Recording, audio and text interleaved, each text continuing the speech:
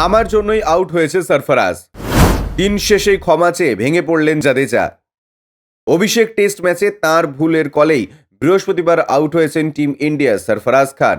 আর তারপরেই ড্রেসিং রুমে ক্ষোভে ফেটে পড়লেন ভারতীয় দলের অধিনায়ক রোহিত শর্মা। এসব দেখে অনুতপ্ত রবীন্দ্র জাদেজাও স্বীকার করে নিলেন সরফরাজ কল করাটাও তার ভুল হয়েছিল। এই ব্যাপারে জাদেজার প্রতিক্রিয়া, আমি দুঃখিত, আমার ভুল কলের জন্যই হয়ে গেল। সরফরাজ ইস্যুতে রোহিতের রাগ হওয়ার যথেষ্ট কারণ রয়েছে। ঘরোয়া ক্রিকেটে রান মেশিন বলে পরিচিত হয়ে ওঠা সরফরাজ বৃহস্পতিবার রাজকোটের মাঠে রীতিমতো তেতে উঠেছিলেন। দেখেই মনে হচ্ছিল না এটা তার অভিষেক টেস্ট। ব্যাট করছিলেন রীতিমতো একদিনের ক্রিকেট মেজাজে।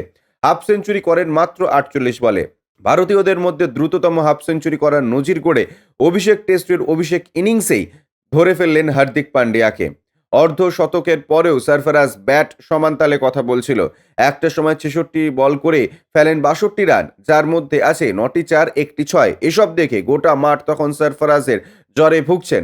তাতে বাদ থাকেননি অধিনায়ক রোহিত শর্মাও। সকলেরই আশা ছিল অভিষেক ম্যাচে বিরাট কিছু একটা করে দেখাতে ভারতের এই মিডল অর্ডার ব্যাটার, কিন্তু সেটা হলো না জাদেজার ভুল কলে।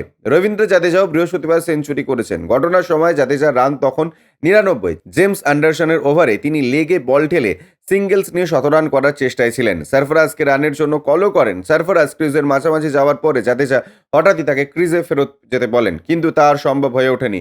সরফরাজ ক্রিজে ফেরত যাওয়ার আগেই মার্ক উড সরাসরি থ্রোয়ে রান আউট করে দেন। ব্যুরো রিপোর্ট, ইউজে নিউজ।